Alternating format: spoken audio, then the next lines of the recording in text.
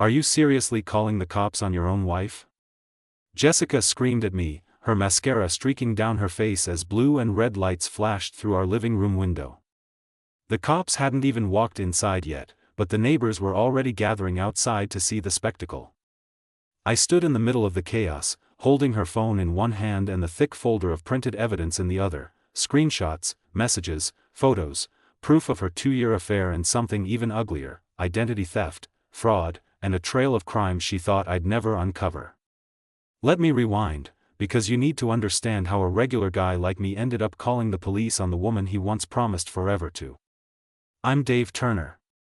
Yesterday, I was just an average husband. Tonight, I'm the guy sending my wife to jail.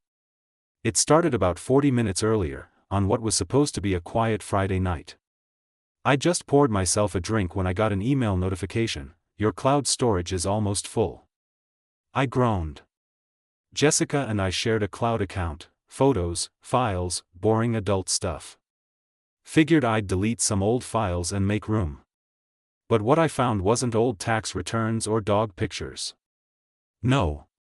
It was a goldmine of secrets Jessica had never meant for me to see: messages to a guy named Brandon Miller, hundreds of selfies taken in hotel rooms, and worst of all, a chain of emails where she'd sent his bank details using my name. My heart was pounding, but my mind was ice cold. Cheating was one thing. Crime was another. By the time Jessica came home, I'd printed everything: dates, times, screenshots, money transfers, her fake sob stories to Brandon about why she couldn't leave her controlling husband yet. The whole house was buzzing with adrenaline. I'd called her bluff, and now I was calling the police. This wasn't about heartbreak. It was about justice. When she walked in and saw the pile of papers on the table, she froze. "What's this?" she asked, trying to keep her voice steady. But I saw it, the twitch at the corner of her mouth, the way she held her purse like a shield. I didn't answer. I just slid her phone across the table, open to her messages with Brandon. That's when she snapped. "So what? You spying on me now? Going through my stuff? Grow up, Dave. Everyone lies. You're just too weak to handle it." Her words hit like a slap, but I didn't let it show. I stood up, taller than I'd ever felt, and said, "Jessica, you stole from me. You stole from him. You think you can just get away with it?" She tried to run, tried to grab her phone and delete everything, but I blocked her path. The sirens outside grew louder. The tension in the room was electric, years of lies boiling over in one explosive moment. And as the cops knocked at our door, Jessica spun on her heel, still cursing me out. "You'll regret this, Dave. You're nothing without me. This is all your fault." But for the first time in years, I felt like I was actually doing something right. If you'd told me a week ago I'd be here, setting my wife up for a perp walk, I would have laughed in your face. But betrayal changes you. Sometimes, it burns you down to ash. Sometimes, it gives you the guts to fight back. This was only the beginning. The officers stepped inside, their faces blank as they scanned the room. One of them, Officer Carter, nodded at me. "Mr. Turner? We got your call. What's going on here?" I could feel Jessica's glare burning into my skull. She tried to put on her sweet, innocent act, the same mask she probably wore for years. "Dave's upset. He's confused. This is just a private family matter, officers," she said, voice syrupy sweet, like she hadn't just been screaming at me 5 seconds ago. But I was done playing the idiot. "No, officer. She's been cheating on me for 2 years. And she's committed fraud. I've got evidence." My hands shook a little as I handed over the folder: screenshots of her bank transfers, photos of her with Brandon, emails where she'd pretended to be me, stealing from my account to pay for her secret getaways. Jessica's face went from fake concern to pure rage in an instant. "You're really doing this," she spat, not even caring that the officers were watching. "All because I got bored with your boring little life?" Officer Carter raised an eyebrow. "Ma'am, we need you to calm down and sit over there." He motioned her to the couch. She rolled her eyes, tossed her purse, and flopped down, arms crossed like a defiant teenager. I could barely breathe, but I pressed on. Look, I know this sounds crazy. But everything you need is there.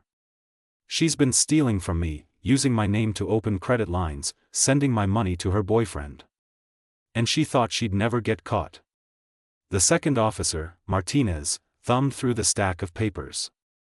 This is a lot. We'll need to take statements from both of you. He glanced at Jessica. Ma'am, do you have anything you want to say about these allegations? Jessica just laughed. A short, sharp, bitter sound. Yeah. He's just mad I don't love him anymore. That's all this is. He can't stand that someone else actually wants me. Her words cut, but this time I didn't flinch. I saw right through her now. The officers took us into separate rooms. My hands trembled as I recounted everything, how I found the cloud account, how the messages just kept coming, how every lie Jessica told me now made sense. I told them about Brandon, about the trips, about the money missing from our accounts.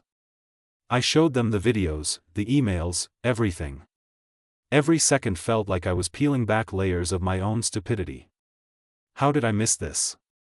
How did I let her get so deep into my life, into my finances, my trust? But every time the doubt crept in, I remembered her smirk, her words, her casual cruelty. Meanwhile, Jessica must have realized the jig was up. I heard her yelling from the other room, her voice shrill and furious. You can't prove anything. He's just trying to punish me because I left him. He's obsessed. The officers didn't buy it. They'd seen this act before. Eventually, Carter came back. Mr. Turner, we'll need to take your wife down to the station for questioning. We'll also need to collect her phone, her laptop, anything with evidence. Jessica leapt up, ready to fight. You're arresting me? For what, being a bad wife? She glared at me, her eyes wild. Congratulations, Dave. You finally grew a spine. Her words stung, but underneath, I felt something new, relief. Vindication. Like I'd finally stopped being the butt of her private joke. As they led her out, Jessica turned back one last time, sneering. Enjoy your empty little life, Dave. You'll be nothing without me. But I didn't care anymore. I just watched as the front door closed behind her, sirens fading into the night. My house was silent. I should have felt triumphant. But all I felt was numb. This was only the beginning. And I had no idea what would come next. I thought I'd feel free with Jessica gone, but the silence was brutal. The cops had barely pulled out of the driveway when the phone calls started. Her mother. Her brother. Even her new boyfriend, Brandon, calling from a burner number, probably hoping to scare me off. I let them all go to voicemail. Let them sweat. I paced the living room, looking at the wreckage of my life.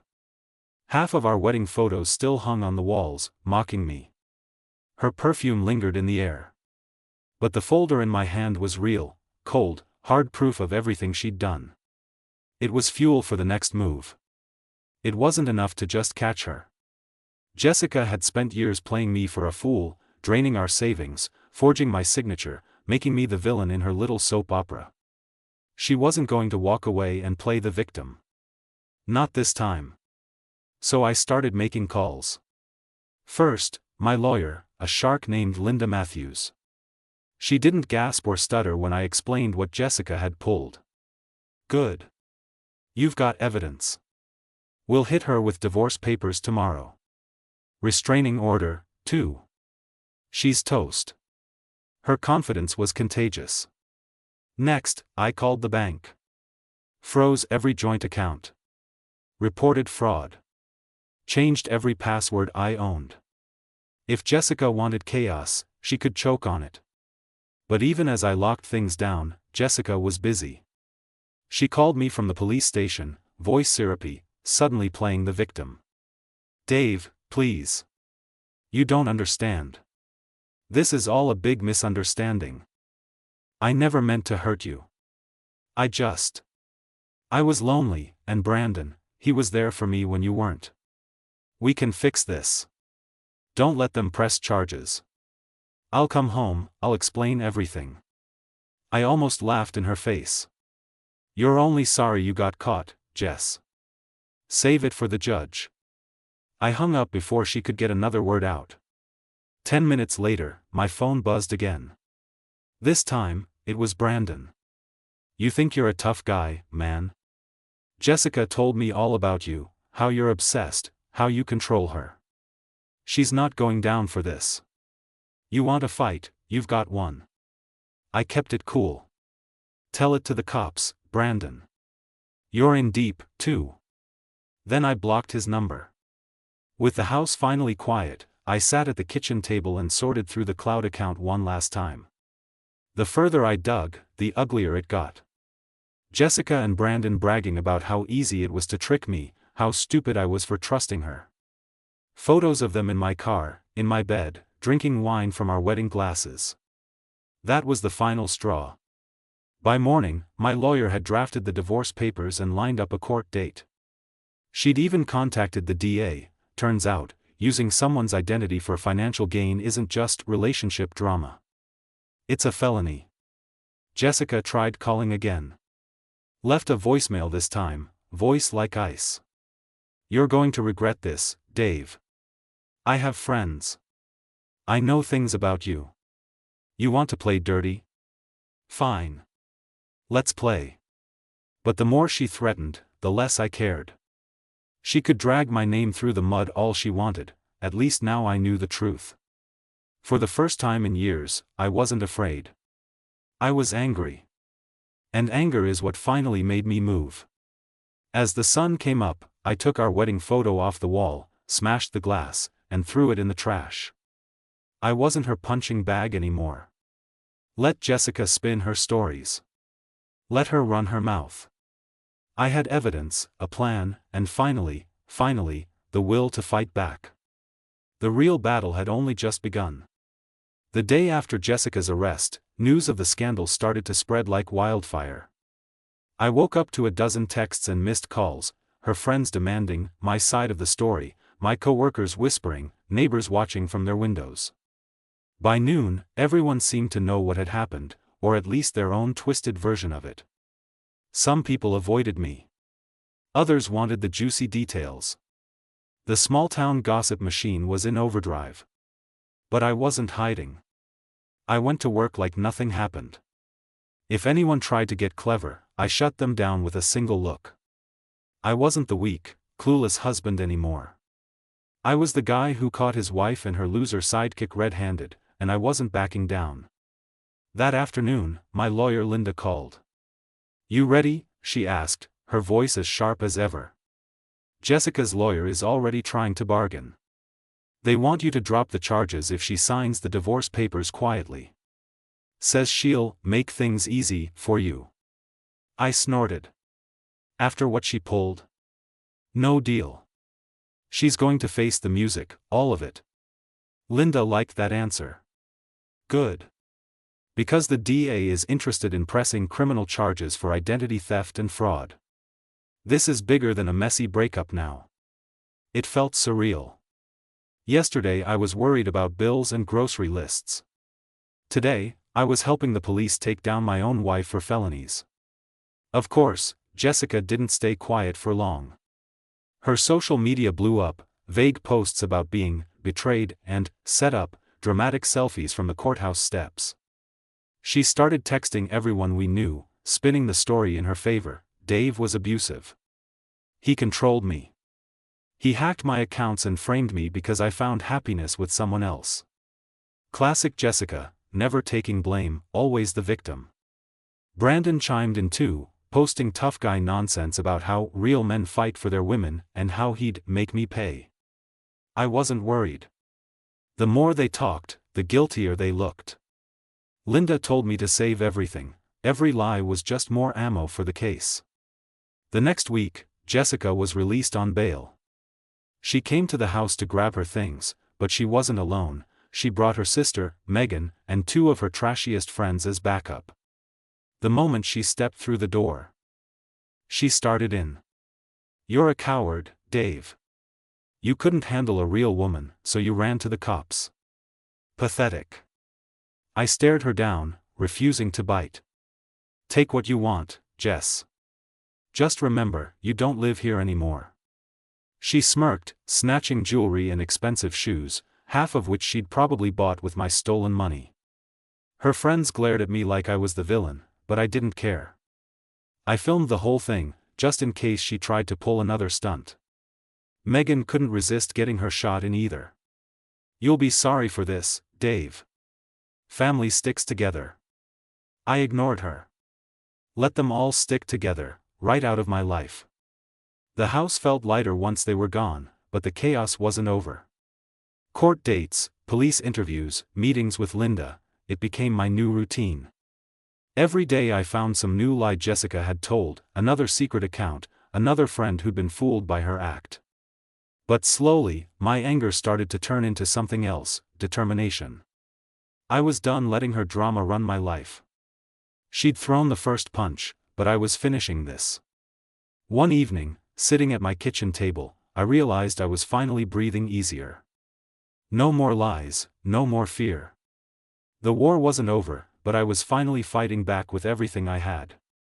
I looked at the stack of evidence, the divorce papers, the notes for the DA. I felt powerful for the first time in years. Jessica had wanted chaos, but now she was going to get consequences. This was far from finished. But for the first time, I felt like I had a real shot at winning. If Jessica thought she could break me with drama, she was dead wrong. The more she tried to spin her story, the more obvious her desperation became. Her friends paraded around social media like they were defending some martyr, but the facts didn't care about feelings. Evidence was evidence, and the walls were closing in. First came the smear campaign. Jessica started sending emails to my boss, claiming I was unstable and dangerous. She tried to get me fired, thinking if she could wreck my reputation, I'd back down. She even emailed the HOA, complaining I was harassing her friends, total nonsense. But she didn't count on the fact that I'd already shown my boss everything.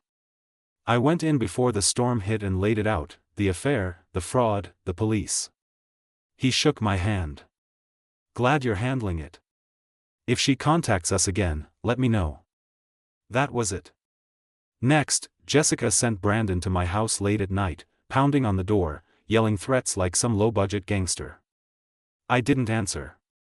I called the cops and watched from the window as Brandon got handcuffed and stuffed into a patrol car for trespassing. I almost felt bad for him, almost.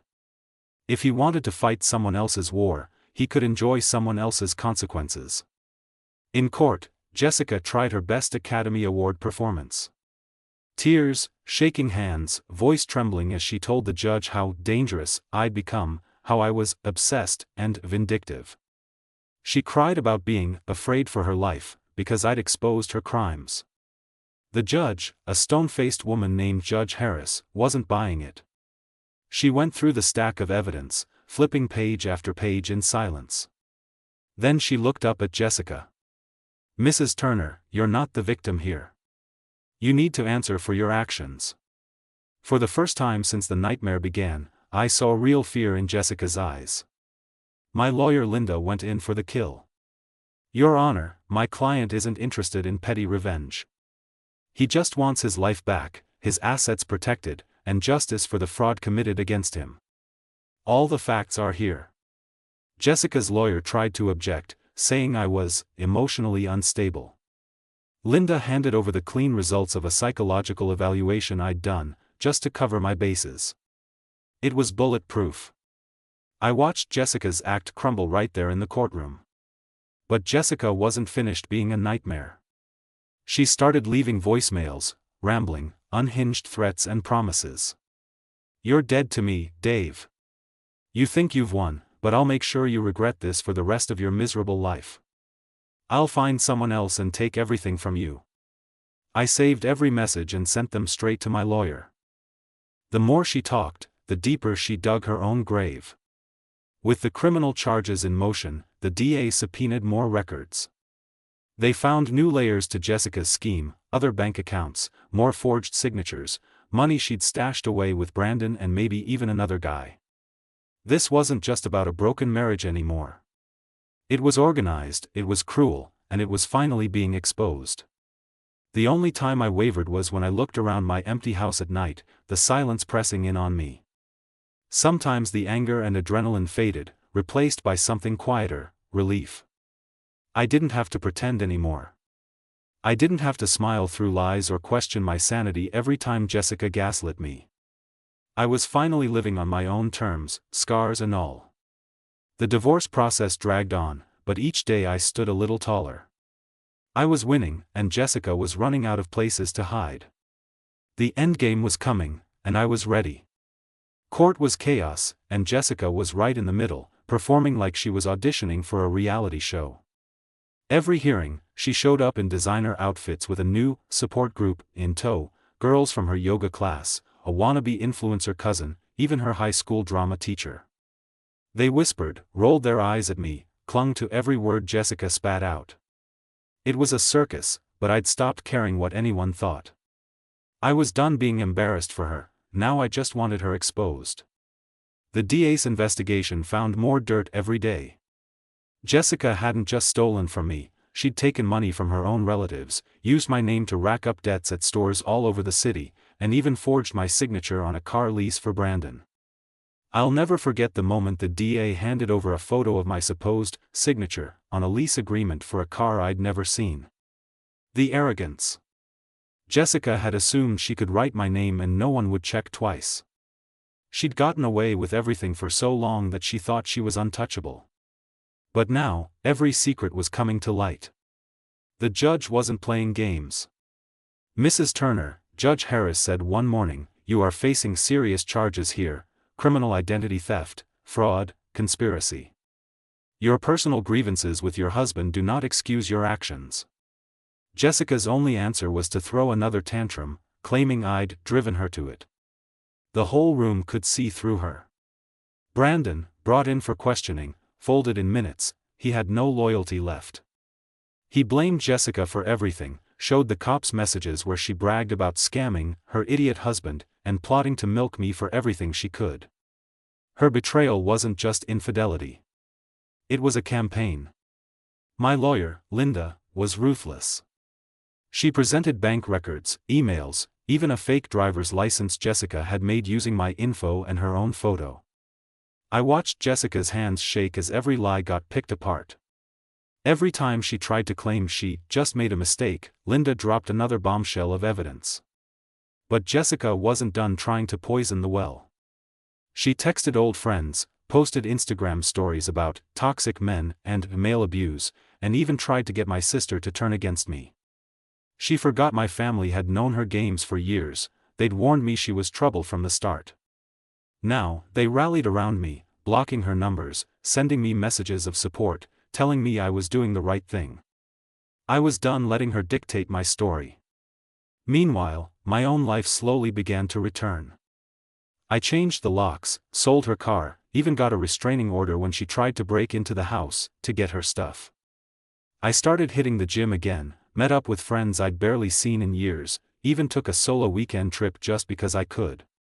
Every step felt like reclaiming a little piece of myself Jessica had tried to erase. The final showdown in court was set. The DA wanted jail time. My lawyer wanted full financial restitution. I just wanted her out of my life for good. But Jessica still thought she could talk her way out. She strutted into that last hearing in a red dress like she owned the world. But when Judge Harris read the verdict, guilty on multiple counts, ordered to pay damages, stripped of any claim to my house, Jessica's mask finally cracked. She screamed, she cursed, she swore I'd never see a dime. But it didn't matter anymore. The law was finally on my side. As she was led out, handcuffed and humiliated, I stood tall in the courtroom, feeling lighter than I had in years. For once, she couldn't talk her way out. For once, justice was louder than her lies. But there was still the aftermath to face. Jessica was gone, but her chaos left scars everywhere. In the weeks after the verdict, my name was in every whispered conversation in town. Some people still believed Jessica's sob stories, but more and more, the truth came out. The gossipers moved on, and I started to breathe in my own home again. There were no more late-night threats, no more police phone calls, no more wondering if my own wife was plotting behind my back. The silence that used to feel suffocating now felt like peace. Still, the mess she left behind kept resurfacing. My bank called almost every day with another flagged charge. Old friends texted about rumors she'd spread. Even Brandon, cowardly as ever, tried sending me apology emails, probably hoping I'd convince the DA to go easy on him. I didn't respond. I wanted every last thread of Jessica's world cut from mine. The hardest part was sorting through the lies. I'd find little notes she left behind, fake sweet nothings, old cards, even her handwriting felt toxic now. I boxed it all up and dumped it in the trash. Some nights, I'd wake up angry, replaying her words, her threats, her fake tears in court. But every day, the anger faded a bit more. The man she tried to destroy wasn't coming back. I was someone new, someone who'd survived the worst and was still standing. People I never expected started reaching out. Old college buddies. Neighbors who'd always seemed distant. Even my boss, who'd been so calm about the drama, invited me to a barbecue, clapping me on the back and joking, "Hey, you survived the Turner tornado. You'll be running this place one day." For the first time in years, I laughed and actually felt it. But Jessica couldn't resist a last shot. While out on bail waiting for sentencing, she sent me a handwritten letter, pure poison. She blamed me for ruining her life, claimed she never loved Brandon, and swore I'd regret humiliating her. She threatened to drag my name through the mud again, hinting at secrets only she knew. It was classic Jessica, venom wrapped in drama, desperate to get the last word. This time, I didn't even read it to the end. I sent it straight to my lawyer and the DA, let them add it to the mountain of evidence showing her ongoing harassment. I wasn't playing her games anymore. Every attempt she made to get under my skin just proved how little power she had left. Meanwhile, my own life began to actually feel good. I set up new bank accounts, changed every password, rebuilt my credit. I donated half the stuff in the house, gutted every room Jessica had decorated, and made it mine again. I even started dating, not seriously, just meeting people, grabbing drinks, living like a man with nothing to hide and nothing to fear. One night, I caught myself smiling at nothing, just sitting on the porch with a cold beer and no drama. It hit me, I was free. Not just from Jessica, but from the weight of her betrayal, the lies, the fear that I'd never be enough. She'd wanted to destroy me. Instead, she made me stronger, sharper, and finally honest about what I deserved. The community eventually saw her true colors. Word got out about the charges, the fraud, the fake tears. Even her old friends dropped away, tired of the chaos. Jessica had burned every bridge, and I was the last one to finally let go. There was one more battle ahead, the final sentencing, and the closure I needed. But for now, I looked at the sunrise and knew, whatever happened next, I wasn't the victim anymore. I was the survivor. The courthouse was packed for Jessica's sentencing. Even now, she couldn't resist turning the day into a show. She strutted in with fake confidence, tossing her hair and scanning the crowd like a washed-up celebrity. Her lawyer tried a last-minute plea for mercy, but the DA's case was airtight. Judge Harris didn't waste time with sympathy speeches. "Jessica Turner, your crimes are a betrayal not just of your husband, but of every person who trusted you," the judge said, voice steely and clear. "You used deception, fraud, and manipulation for personal gain. You showed no remorse. The court sentences you to 3 years in state prison, full restitution to the victims, and a 5-year restraining order from David Turner." I watched Jessica's face morph from cocky to furious to panicked as reality crashed down on her. She screamed at the judge, cursed the DA, tried to spit at Linda, my lawyer. The bailiffs didn't hesitate, they cuffed her and hauled her away while she shrieked threats at me one last time. "You'll regret this, Dave. You ruined my life. This isn't over." But the world was done listening to her tantrums. When the doors slammed behind her, I finally exhaled. For years, I'd let her chaos define me. That chapter was finished. Now, my story was mine again. Outside the courthouse, friends and family waited for me. My sister hugged me so hard I thought my ribs would snap. Linda, the shark in a suit, just nodded and said, "Told you we'd bury her." Even my boss showed up, shaking my hand and quietly saying, "You kept your head. You fought back. That's what counts." I walked home through the city, sun on my face, every step lighter than the last. No more secrets. No more lies. No more waking up dreading what I'd find on my phone. The house was quiet, but the silence didn't hurt anymore. I filled it with music, with calls to friends, with plans for the future. There were still bills to pay, repairs to make, and a life to rebuild. But those were my problems, not shadows of Jessica's manipulation. Every day I got stronger, more confident. I even joined a boxing gym, not to fight anyone, but to remind myself I could take a punch and hit back harder. People sometimes ask how I survived it all, how I didn't lose my mind, how I found the strength to push back. The truth? I didn't have a choice. When someone shows you who they are, believe them the first time. Trust your gut, not their words. Gather your evidence, protect yourself, and never be ashamed to ask for help. There's no prize for suffering in silence. If you're in a nightmare like I was, don't wait for someone else to save you. Be your own hero. The pain won't last forever, but regret will haunt you if you let them win. Jessica's story is over. Mine is just beginning. I'm not the man I was, I'm better. Sharper. Free. If you're watching this, wondering if it's worth it to fight back, let me tell you, it absolutely is. You're stronger than you think. And when the lies finally crumble and the truth comes out, you'll realize you never needed them at all. This isn't just the end of Jessica's chapter. It's the start of something real, something honest. The pain fades. The scars stay. But they're proof that you survived. That you learned. That you took your life back. So here's my advice: never let anyone convince you that you're weak for loving, or for fighting back. Stand your ground. Trust yourself.